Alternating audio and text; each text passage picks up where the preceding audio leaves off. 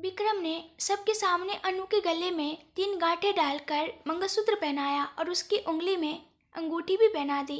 अब देखता हो तुम लोग क्या उखाड़ सकते हो, उसने निशा और वैशांग की ओर तीखी नजर डालते हुए कहा। अपने गले में पड़ा मंगलसूत्र देखकर अनु की आंखों से खुशी के आंसू बहने लगे।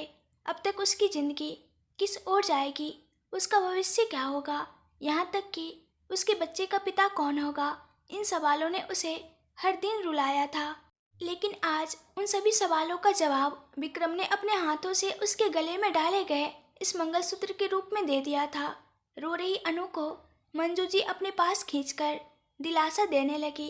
एक औरत होने के नाते उन्हें अच्छी तरह पता था कि अगर कोई स्त्री गर्भवती हो और वो अपने बच्चे के पिता का नाम न बता सके तो समाज उसे कितनी बातें सुनाता है।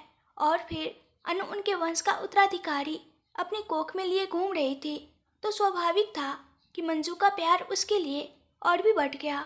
उन्होंने उसे अपने करीब खींच लिया और स्नेह से गले लगाकर उसे सांत्वना देने लगी। जैसे ही अनु के गले में मंगलसूत्र पड़ा, निशा, वैशांक और रत्ना की आंखों में जलन साफ दिख रही थी।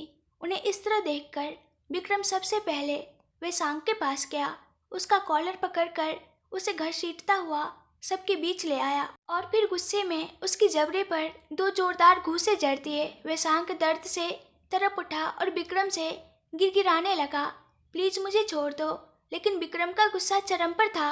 उसने दहाड़ते हुए कहा, क्या कहा था तूने? मेरे बच्चे को जो अनु के पेट में पल रहा था उसे मारकर उसे अपना बना लेगा। उसका गुस्सा किसी भी हद तक शांत नहीं हो रहा था। उसकी पीड़ा इतनी गहरी थी कि उसने वैशांक की पूरी तरह से धुनाई कर दी। विक्रम तो अपनी जगह सही था, लेकिन जय ने तो पूरी तरह वैशांक को धो डाला। उसने अपनी बहन की तकलीफ को कई बार अपनी आंखों से देखा था। विक्रम के सामने ही अनु को वैशांक ने मारा था, यहाँ तक कि निशा ने भी उसके सामने अनु पर हाथ उठाया था। इतना सब कुछ देखने के बाद जय किसी और को दोष नहीं दे सकता था। उसके मन में जितना भी गुस्सा था वो सब वैशांक पर निकाल दिया।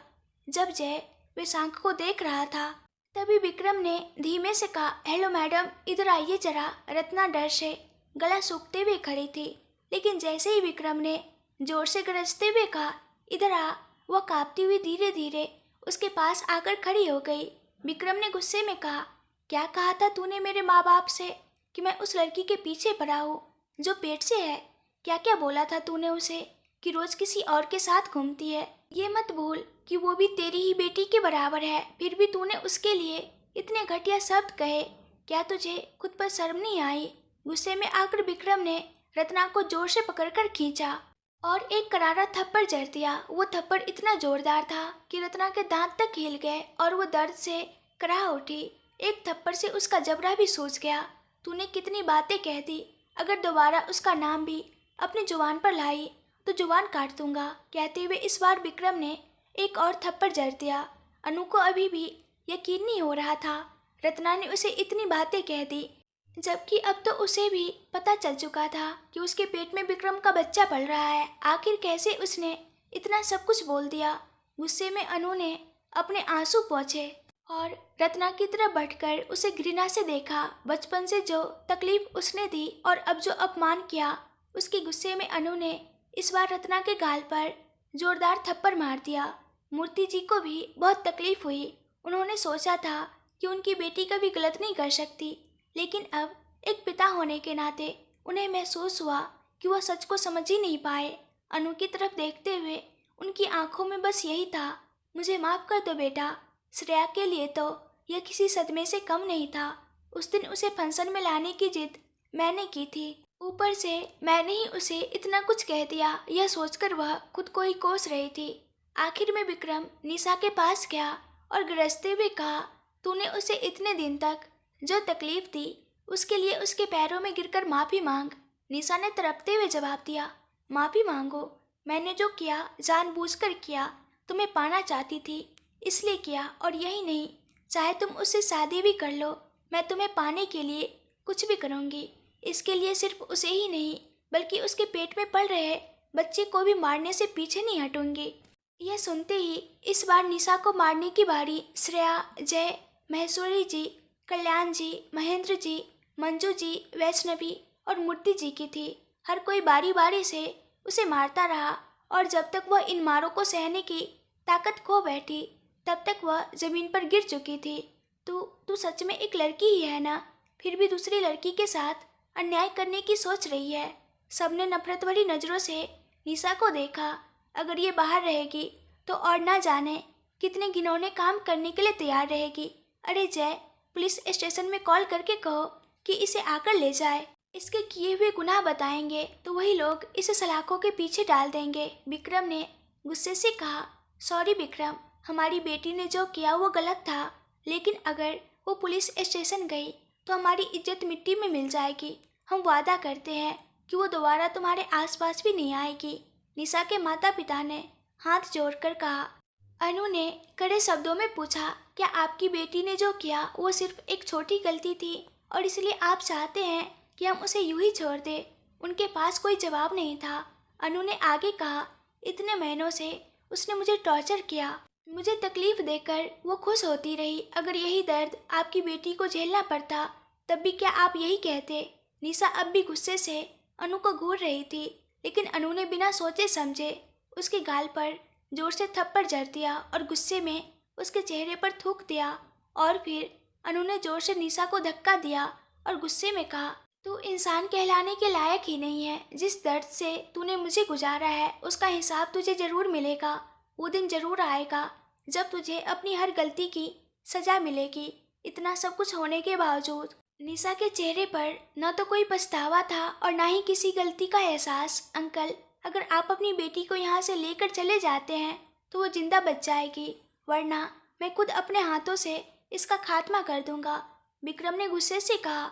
उसकी आवाज में गंभीरता साफ झलक रही थी। मेरी बेटी दोबारा तुम्हारे करीब ना आए, ये जिम्मेदारी मेरी है विक्रम। अपनी बेटी को अपमान की आग में जलता देखकर निशा के माता पिता उसे वहां से लेकर चले गए। निशा के जाने के बाद वहां एक और तेज थप्पड़ की आवाज गूंजी। यह थप्पड़ मूर्ति जी ने रत्ना को मारा था। तुम्हें भी तो एक बेटी है ना? अगर यही सब वैष्णवी के साथ होता तब भी तुम यही करती। तुम्हें देखकर घिन आती है। यह कहते हुए एक और थप्पड़ मारा और विक्रम के सामने आकर कहा, मुझे माफ करना बाबू। अनु घर से चली गई। मैं उसे रोक भी नहीं पाया। एक पिता के रूप में मैं बहुत पहले ही मर चुका हूँ। मुझे माफ कर दो बाबू। फिर अनु के हाथ पकड़ते हुए कहा, अनु अपना ख्याल रखना। यह कहकर वो वहाँ से चले गए। महेश्वरी जी पहली बार अपनी बहन के पति को देख रही थी। उस झगड़े के बाद वहाँ मौजूद सभी लोग अपने अपने रास्ते चले गए। जय ने वैशाख को बुरी तरह पीटा, जैसे कोई कुत्ते को मारता है, फिर उसे बाहर फेंक दिया। अब वहाँ सिर्फ जय का परिवार और विक्रम का परिवार ही बचे थे। मूर्ति जी कुछ दुख के साथ, लेकिन इस खुशी में कि अब अनु की जिंदगी सुखद होगी, वहाँ से चले गए। वही रत्ना गुस्से में वैष्णवी और अनु को 100 हिदायतें देकर वहाँ से चली गई। लड़की को अंदर ले आओ, मंजू जी ने विक्रम से कहा। विक्रम व्यंग से बोला, वो आएगी भी क्या माँ? अभी आई तो है, लेकिन क्या पता फिर कोई आकर धमकाए और वो कहीं और चली जाए, हमसे दूर। विक्रम की इस बात पर अनु का रोना और बढ़ गया। तब मंजू जी ने उसे डांटते हुए कहा, बेटा वो पहले से ही बहुत तकलीफ में है, तुम क्यों अपनी बातों से उसे और दुखी कर रहे हो? विक्रम गुस्से में बोला, माँ जो कुछ भी हुआ है वो मेरे बच्चे की माँ बनने वाली है, तो क्या मुझे उसे कुछ भी कहने का हक नहीं है? अनु ने रोते हुए पूछा, तुम्हें उस दिन क्या हुआ था? कुछ याद नहीं है? अगर मैं तुम्हें बताऊंगी तो क्या तुम मुझ पर विश्वास करोगे? इस बार ना जोर से ना हल्के से बल्कि ठीक ठाक ताकत से अनु के गाल पर एक थप्पड़ पड़ा और विक्रम गुस्से से चिल्लाया, अगर अब तुम्हारे मुंह से एक भी शब्द निकला तो मैं तुम्हें जान से मार दूंगा। क्या तुम मेरे सामने जवाब दोगी? तुम्हें क्या लगता है मैं तुम्हारी बातों पर यकीन नहीं करूंगा? क्या मैं इतना अयोग्य हूँ, या तुम्हें मैं कोई ऐसा इंसान लगता हूँ जो तुम्हारी परेशानी हल नहीं कर सकता? तुमने कभी मुझे इंसान समझा भी है या नहीं? मैं हमेशा तुम्हारे आसपास रहा तुम्हें पाने के लिए, फिर भी क्या तुम्हें मेरी मोहब्बत कभी नजर नहीं आई? इतना कहकर विक्रम का हाथ फिर से उठने ही वाला था। अरे वो किस पोजीशन में है और तू क्या कर रहा है? जय गुस्से में बोला और अनु को खींचकर अपने पास ले आया। विक्रम गुस्से में बोला, बीच में मत आओ, तुम्हें भी पड़ेगा। महेंद्र जी और मंजू जी ने कहा, विक्रम सब झगड़े शांत हो गए हैं बेटा, अनु ने इतने दिन क्यों नहीं बताया? अब पता चल गया है ना। अब ये सब झगड़े छोड़ दो। तुमने उसके गले में मंगलसूत्र बांधी है, मतलब तुम्हारी शादी हो गई है। अनु को अंदर ले चलो। विक्रम ने अनु की तरफ देखा, तभी महेश्वरी जी बोली, कहाँ ले जाना चाहते हो मेरी बेटी को? देख लिया ना मंगलसूत्र बांधा है या नहीं, और कितनी मारपीट की तुमने मेरी बेटी के साथ। वैसे ही मेरी बेटी की तबीयत ठीक नहीं है, ऊपर से तुम उसे और भी तकलीफ दे रहे हो।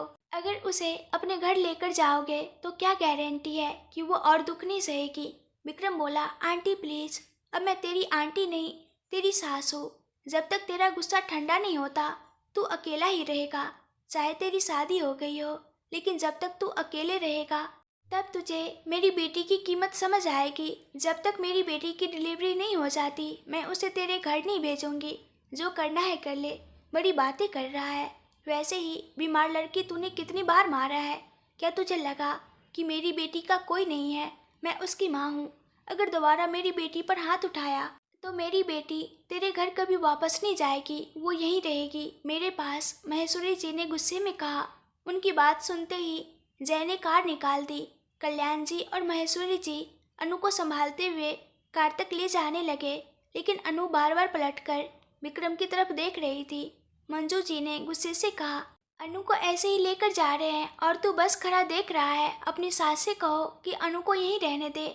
जाने दो, जाने दो। अगर उसे अपने पति की परवाह होगी तो वह खुद लौट कर आएगी। अब उसे जाने दो, विक्रम ने कहा, और वह गुस्से में घर के अंदर चला गया। यह क्या जी, मैंने सोचा था कि सारी गलतफहमियां खत्म हो जाएगी और वे दोनों करीब आ जाएंगे, लेकिन फिर से ऐसा हो गया।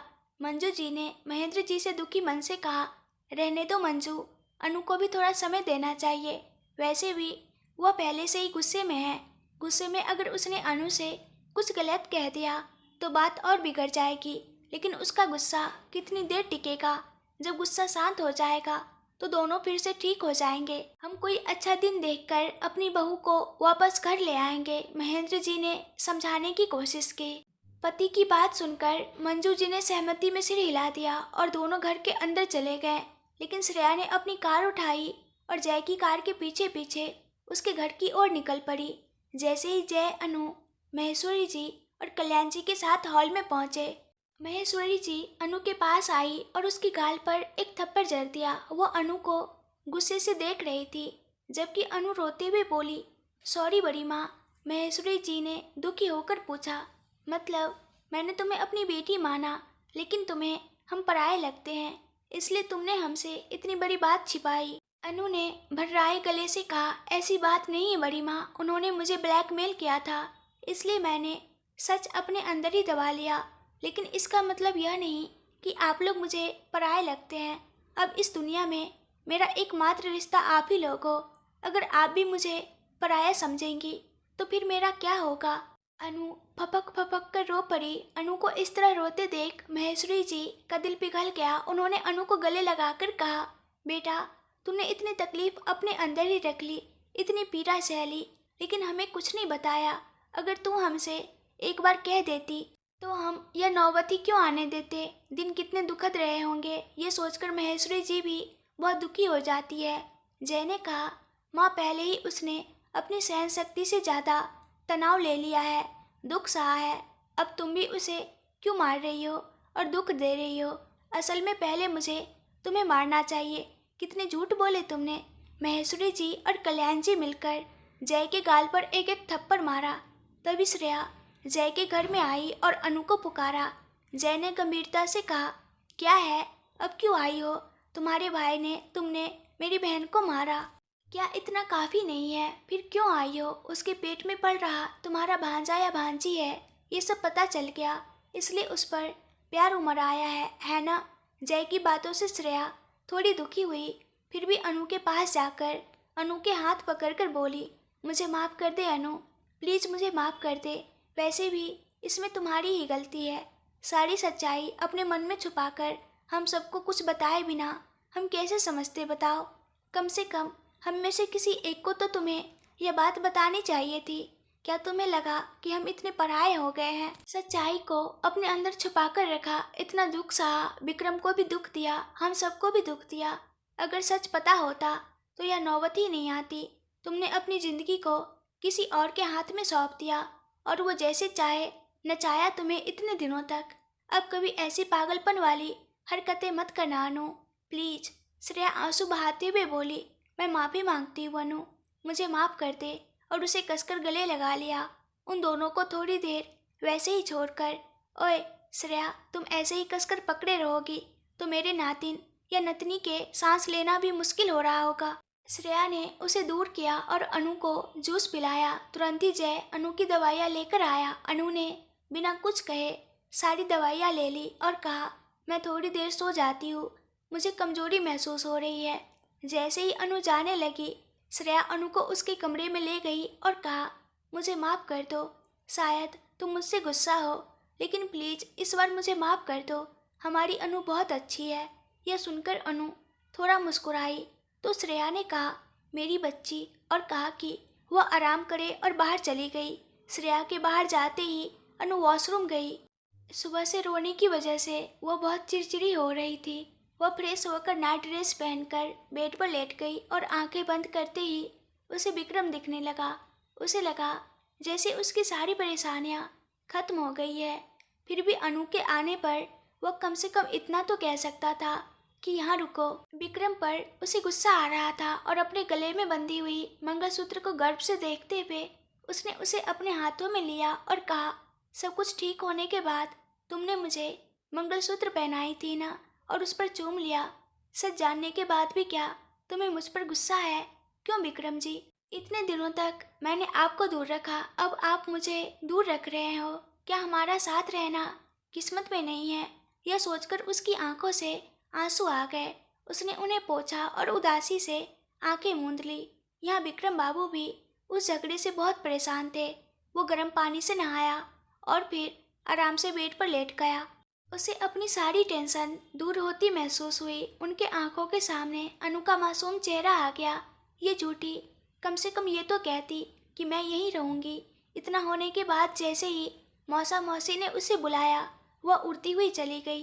अरे, मैंने उसे मंगलसूत्र बांध दिया, अब मैं उसका पति हूँ, क्या उसे इसका कोई एहसास भी है? इधर विक्रम गुस्से में बैठा था।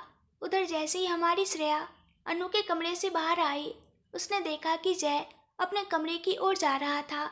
श्रेया भी तुरंत उसके पीछे पीछे उसके कमरे में चली गई।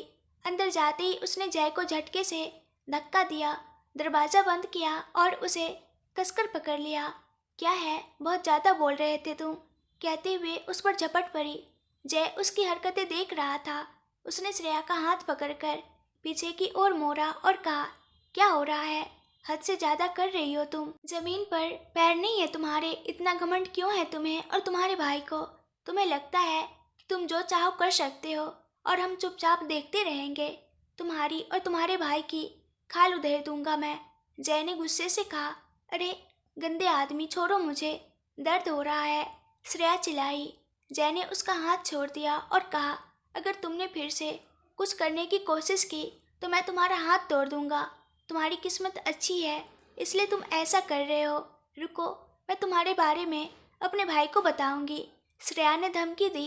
अपने भाई को ही नहीं, अपने बाप को भी बता देना। मुझे किसी से डर नहीं लगता, श्रेया ने चेतावनी दी। अरे, जिस ऑफिस में तुम काम करते हो वो मेरा है, तुम्हें वहाँ से निकाल दूंगी। जरूरत पड़ी तो मैं तुम्हारी कंपनी की नौकरी छोड़ दूंगा, कहीं और नौकरी ढूंढ लूंगा। फिर क्या कर लोगी तुम? अच्छा, तो तुमने सब कुछ खत्म कर दिया है ना, धोखेबाज? श्रेया ने कहा और जय को मारते हुए खुद रोने लगी। श्रेया से जय ने पूछा, अरे ओए, तुम मुझे मार रहे हो और खुद रो रहे हो, ये क्या बात हुई? श्रेया ने अपने आंसू पोंछते हुए कहा, तो फिर तुम मुझसे इतनी नाराज क्यों हो? जय गुस्से में बोला, डांटना काफ़ी नहीं है, मुझे तो तुम्हें और तुम्हारे भाई को एक साथ पीटना चाहिए, इतना गुस्सा है मेरे अंदर। जो करना था वो तो कर लिया तुम्हारे भाई ने। मेरी बहन को इतने महीनों तक यूं ही दबाया और ऊपर से खुद यहाँ तक आने की भी हिम्मत नहीं की। जय ने गुस्से में कहा। श्रेया ने जवाब दिया, अगर उसने किया तो तुम मुझ पर क्यों चिल्ला रहे हो? हेलो, तुम भी कुछ कम नहीं हो। मेरी बहन को तुमने भी मारा था, मुझे सब याद है। जय ने ताना मारा।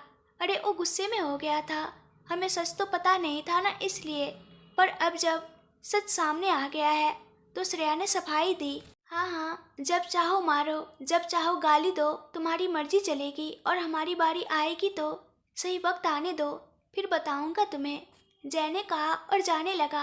क्या रे, जा रहा है, धमकी दे रहा है? श्रेया ने जय की कॉलर पकड़कर उसे अपनी ओर खींचा और उसके होठों पर अपने होठ रख दिए। उस अचानक मिले किस से जय थोड़ा पिघल गया, फिर खुद को संभालते हुए हंसकर बोला, बस बस अब जाने दे। जब मेरे पीछे घूमता है, मुझसे प्यार चाहता है, किस चाहता है, तब तो और कुछ नहीं बोलता, अब मुझे सुनाने चला है। श्रेया गुस्से में बोलते हुए अपने घर की ओर चली गई। सुबह उठकर विक्रम ऑफिस जाने के लिए सूट पहनकर तैयार होकर हॉल में आता है। उसे इस हालत में देखकर महेंद्र जी और मंजू जी कहते हैं, ये क्या विक्रम, अनु वहाँ है, उसे लाने के बजाय तुम ऑफिस जा रहे हो। विक्रम कहता है, मुझे जिसकी चाह होती है वो खुद ही मेरे पास आ जाती है, मैं नहीं जाऊँगा। और वह डाइनिंग टेबल पर बैठकर नाश्ता करने लगता है। उसके माता पिता गुस्से में कहते हैं, तुम्हें शायद बीवी की जरूरत नहीं है, लेकिन हमें बहू चाहिए। उसके पेट में पल रहा हमारा पोता या पोती हमें चाहिए। अगर तुम नहीं जाओगे तो हम जाएंगे। और वे बिना नाश्ता किए ही चले जाते हैं। विक्रम मन में सोचता है, वह इतने दिनों से जिसके पीछे पड़ा था, उसे कोसा, मुझे मारा पीटा, और अब जब पता चला कि उसके पेट में उनका वारिस पल रहा है तो कैसे उछल रहे हैं। फिर वह 2 इडली खाकर ऑफिस के लिए निकलता है। आज ऑफिस में उसका पहला दिन है। इधर महेंद्र जी और मंजू जी जय के घर पहुंचकर उसे आवाज़ देते हैं। जय उन्हें दरवाजे पर खड़ा देखकर कहता है, अरे आंटी अंकल, आप लोग यहीं खड़े हैं, अंदर आइए। और वह अपने माता पिता से कहता है, माँ, पिताजी, महेंद्र अंकल और आंटी आए हैं। जय की बात सुनकर महेश्वरी जी किचन से बाहर आती है और कल्याण जी अपने कमरे से बाहर आते हैं।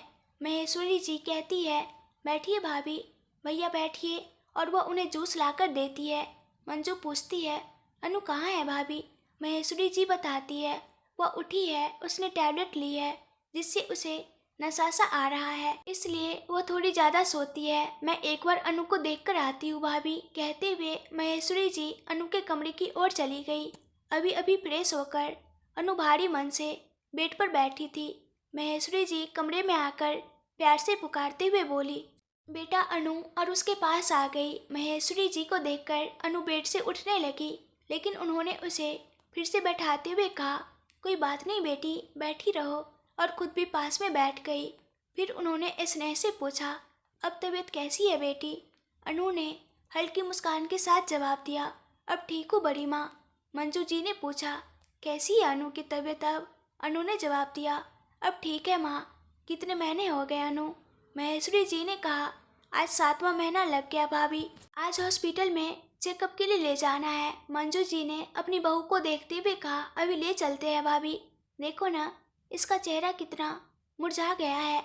महेश्वरी जी ने कहा, हाँ भाभी, पहले अनु ये दूध पी लो, फिर नाश्ता करके हम हॉस्पिटल चलते हैं। मैं हॉस्पिटल कॉल करके अपॉइंटमेंट के लिए जैसे कहती हूँ। कहकर महेश्वरी जी बाहर चली गई। अनु बिना दूध पिए बस उसे उदास चेहरे से देखने लगी। पी लो बेटा, इसे पीने से ही तुम्हें ताकत मिलेगी, इस तरह मत देखो। कहकर मंजू जी ने अनु को दूध पिलाया और कहा, रेडी हो जाओ बेटी, हमें निकलना है। कहकर मंजू जी बाहर आई और बोली, अनु को हॉस्पिटल ले जाना है, आप चलेंगे महेंद्र जी या मैं ही जाऊँ? महेंद्र जी ने कहा, मैं तो भाई साहब के साथ रहूँगा मंजू, तुम अनु को लेकर जाओ। ठीक है, कहकर मनु जी और महेश्वरी जी अनु को लेकर हॉस्पिटल के लिए निकल गई। जय ड्राइव कर रहा था। हॉस्पिटल पहुंचने से पहले मंजू जी ने अपने बेटे को कॉल किया।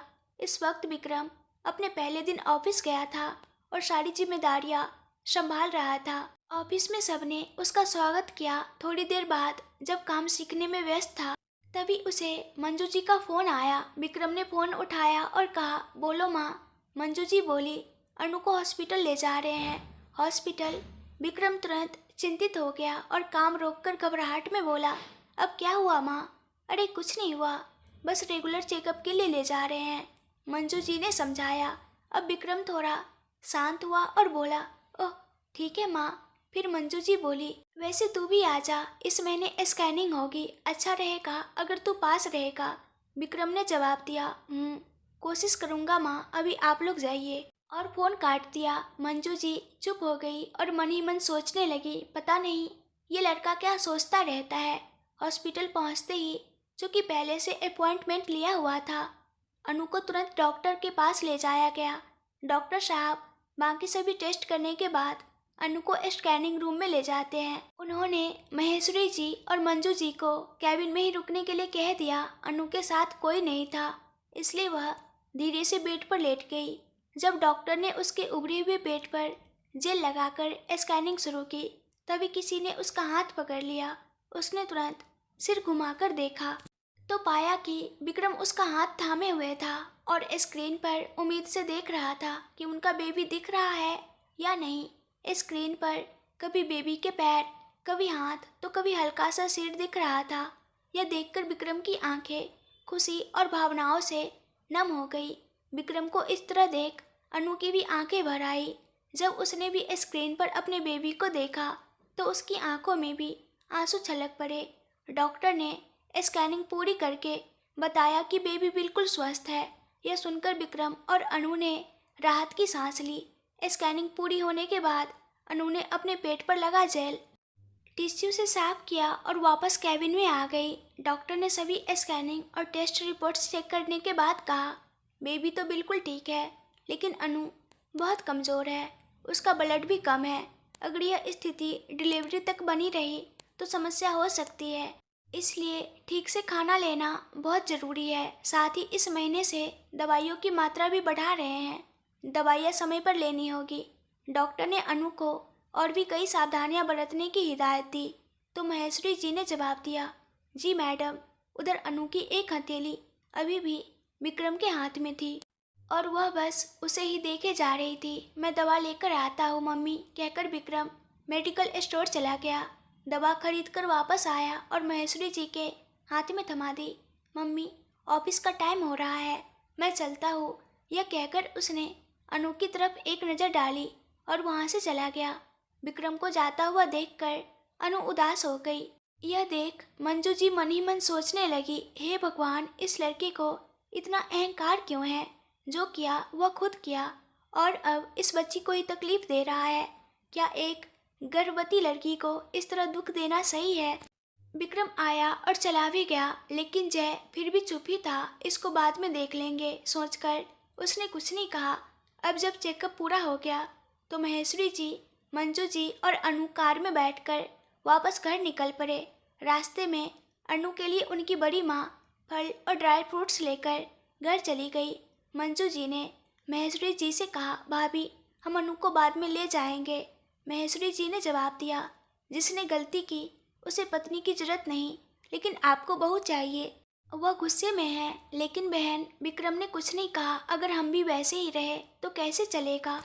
पहले ही इनके बीच इतनी दूरी आ गई है, अगर और बढ़ गई तो पहले अपने बेटे से कहिए कि वह आकर मेरी बेटी से माफ़ी मांगे और उसे ले जाए। तब तक मैं अपनी बेटी को नहीं भेजूंगी। वह अस्पताल आया था, लेकिन क्या उसने मेरी बेटी से एक शब्द भी कहा?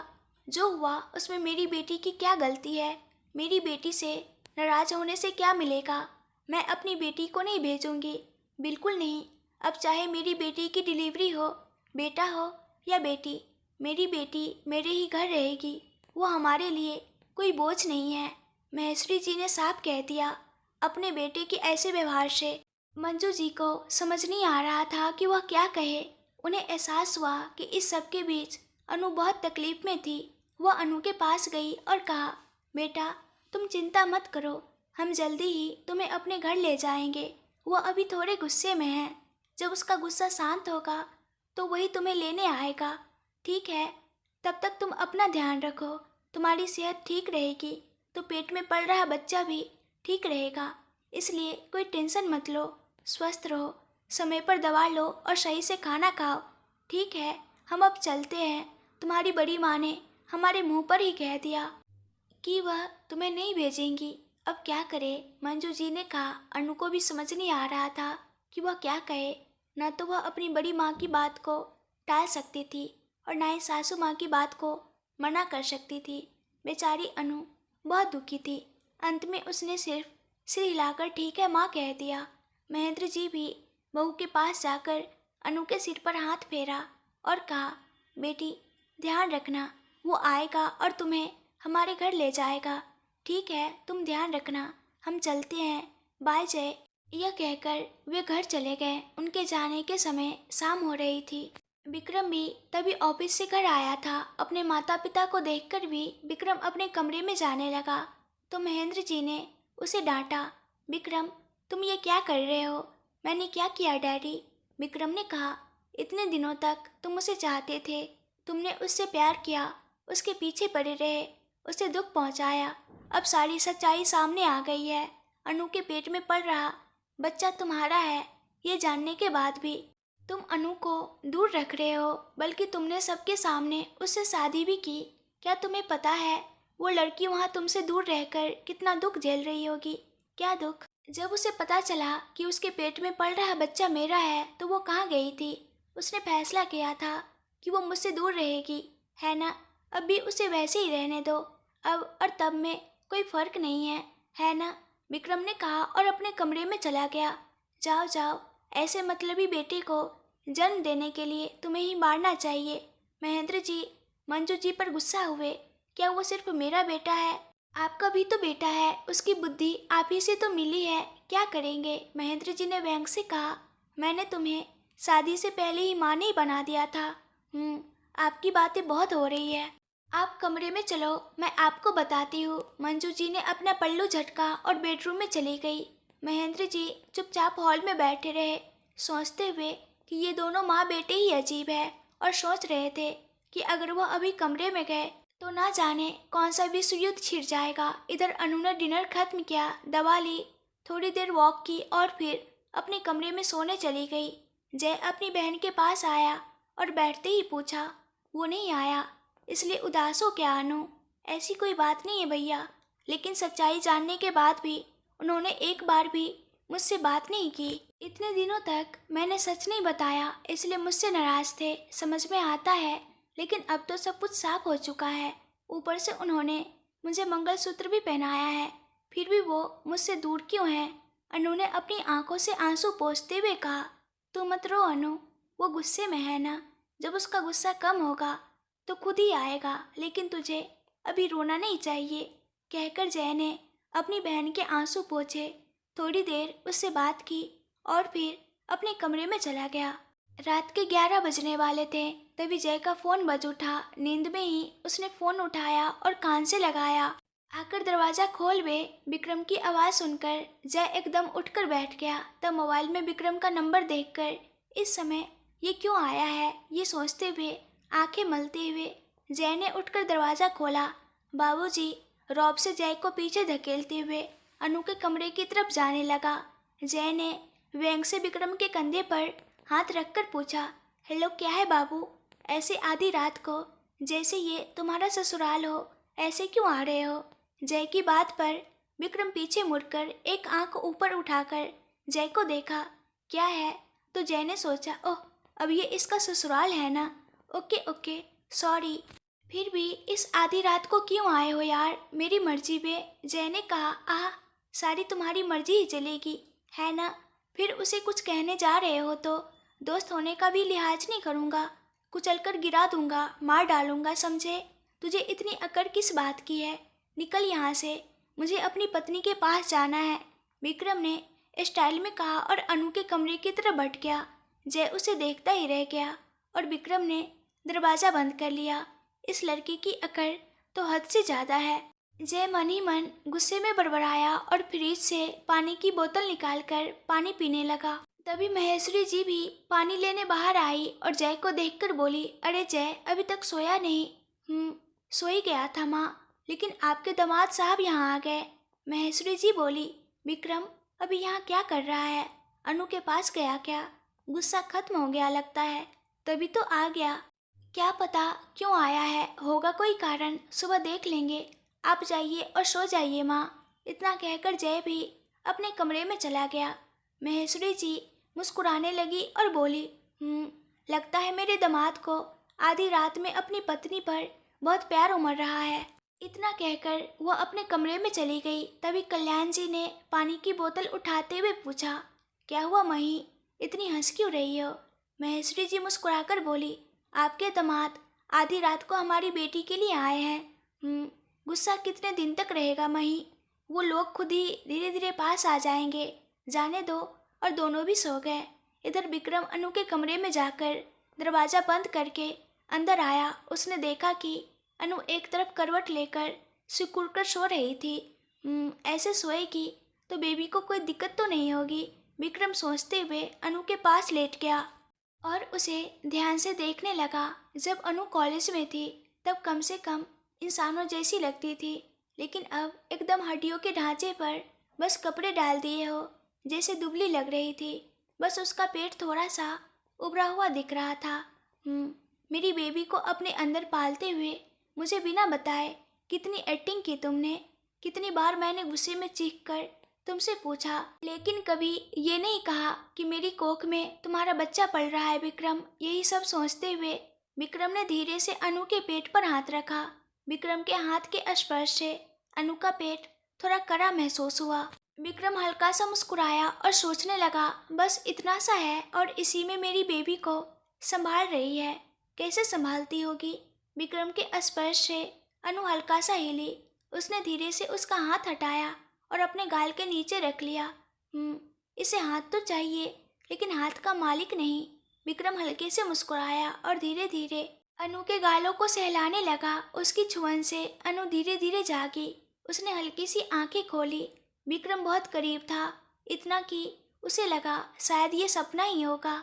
ये सोचकर उसने फिर से आंखें बंद कर ली और सो गई।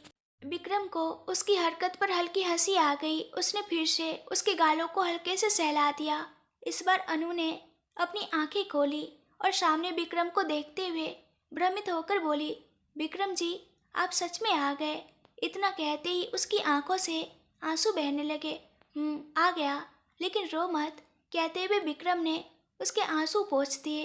अनु बिस्तर से उठकर बैठने की कोशिश करने लगी तो विक्रम ने उसे रोकते हुए कहा, प्लीज लेटी रहो। फिर उसने अनु को अपने सीने से लगा लिया।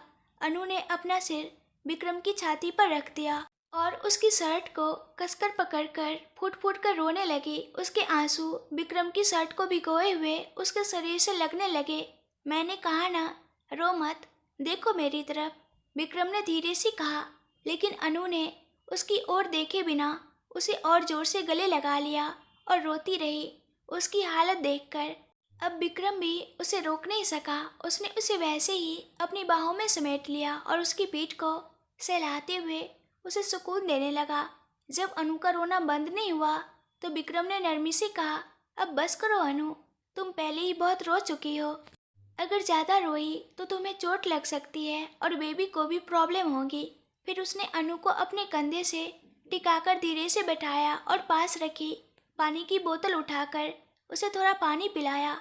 अनु ने कुछ घूंट पानी पिया, थोड़ी शांत हुई और फिर धीरे से अपना चेहरा विक्रम की गर्दन के पास छिपा लिया।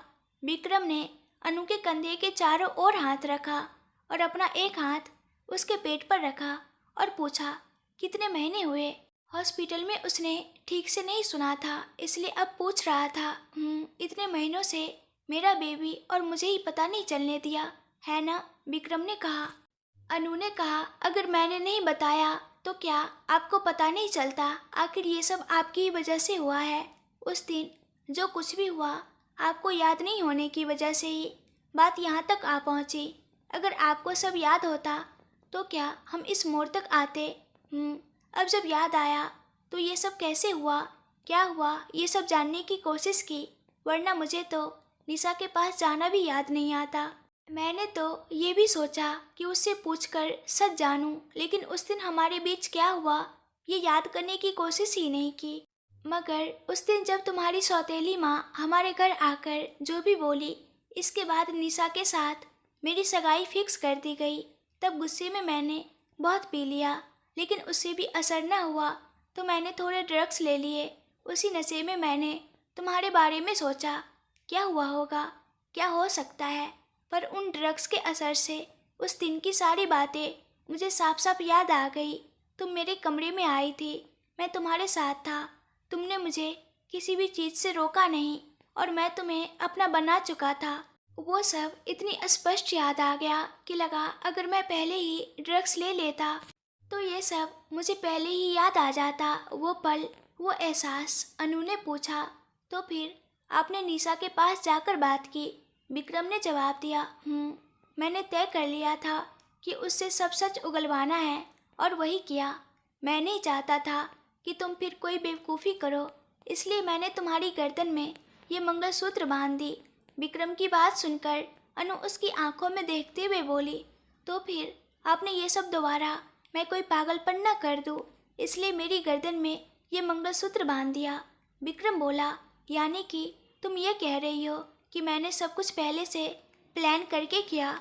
अनु ने भावुक होकर कहा, मुझे सिर्फ इस बात का अफसोस था कि भले ही आपको सच पता चल गया, लेकिन शायद आपको कुछ याद नहीं आया, और अगर आप सिर्फ वीडियो देखकर मुझ पर भरोसा करते तो मुझे सच में अच्छा नहीं लगता। लेकिन अब जब आपको खुद याद आ गया कि हमारे बीच क्या हुआ था, तो मुझे सच में बहुत खुशी हो रही है। विक्रम ने गंभीर आवाज़ में पूछा, तो मतलब अगर मैं सिर्फ वीडियो देखकर यकीन करता तो तुम उसे भरोसा नहीं मानती? क्या पता विक्रम जी, भरोसा किसी सबूत से नहीं आता, वो तो दिल से महसूस होता है। अगर आपको खुद एहसास हो कि क्या सच है, तभी वो भरोसा मायने रखता है। कोई और कुछ भी कहे या कोई भी सबूत दिखाए, उस भरोसे की मेरे लिए कोई अहमियत नहीं। अनु ने गहरी सांस लेते हुए कहा, मतलब मैं जो कुछ भी कहूँ तुम उसे नहीं मानोगी, है ना? ऐसी बात नहीं है, लेकिन हमारे बीच जो हुआ वो आपको भी पूरी तरह से पता हो, तभी मुझे सुकून मिलेगा विक्रम जी। मैंने कहा हो या नहीं, या फिर आपने वो वीडियो देखकर जाना हो, इससे ज़्यादा ज़रूरी ये है कि आप इसे अपने बच्चे के रूप में महसूस करो। ये मेरा बच्चा है, ऐसा मानने से ज़्यादा ज़रूरी है कि आप इसे अपना मानो, अपना महसूस करो। मुझे तो पहले ही एहसास हो गया था। जब भी मैंने तुम्हारे पेट को छुआ, हर बार मेरे दिल में यही आया कि ये मेरा बच्चा ही है। जिस दिन पहली बार बेबी की हलचल महसूस हुई, उसी दिन ना जाने क्यों मुझे भीतर से बहुत गहरी अनुभूति हुई कि तुम्हारे गर्भ में मेरा ही बच्चा पल रहा है। लेकिन फिर सोचा, हम तो कभी इतने करीब आए ही नहीं। पर उसके बाद मैंने बहुत कोशिश की ये जानने की कि हमारे बीच उस रात क्या हुआ था, और फिर धीरे धीरे मुझे सब कुछ याद आने लगा। उस कमरे में जो कुछ भी हुआ था वो मेरी आंखों के सामने किसी फिल्म की तरह चलने लगा। लेकिन जब ये सच्चाई सामने आई, तब मेरी हालत क्या थी ये तुम सोच भी नहीं सकती। मैं अपने ही बच्चे को पहचान नहीं पाया। आखिर मैं कितना नशे में था कि मैंने तुम्हें छुआ और मुझे याद भी नहीं। जब ये सोचता हूँ तो खुद से नफरत होने लगती है। उस रात जो भी हुआ उसने हमें दूर कर दिया, लेकिन उसी वजह से आज हमारा बच्चा हमारे पास आने वाला है। निशा ने जो किया वो हमारी ज़िंदगी खराब करने के लिए किया था, लेकिन उसी वजह से हमारी ज़िंदगी में अब खुशियाँ आने वाली है। पहले हमने बहुत दर्द सहा, लेकिन अब वही दर्द दोगुनी खुशी बनकर लौटने वाला है। मेरा बच्चा, मेरी अपनी संतान, बस कुछ ही दिनों में मेरी गोद में आने वाला है। विक्रम यह कहते हुए भावुक हो गया। हाँ विक्रम जी, मैं आपको यह बात तब से बताना चाहती थी जब यह बच्चा मेरे पेट में आया था, लेकिन हालात और निशा ने मुझे आपको बताने से रोक दिया। हर बार जब आप कहते थे कि मेरे पेट में पल रहा बच्चा किसका है, मैं सचमुच मर जाती थी विक्रम जी। मेरा मन करता था कि मैं कहूँ कि यह बच्चा किसी और का नहीं, आपका है। लेकिन निशा ने कभी ऐसा मौका ही नहीं आने दिया, और मुझे लगता था कि मुझे उस निशा को सचमुच मार देना चाहिए। लेकिन अब मैं आपको बताती हूँ विक्रम जी, सुनिए। और विक्रम का हाथ पकड़कर अपने पेट पर रखकर कहती है, मेरे पेट में पल रहा बच्चा आपका है विक्रम जी। मैं आपको यह बताने के लिए कितने दिनों से इंतजार कर रही थी। और यह कहते हुए वह विक्रम को गले लगाकर रोने लगती है। अगर आप लोगों को यह कहानी अच्छी लगती है तो प्लीज़ ढेर सारे कमेंट्स करके बताइए, और मेरे चैनल को सब्सक्राइब कर दीजिएगा। इस वीडियो को लाइक एंड शेयर कर दीजिएगा। Thank you.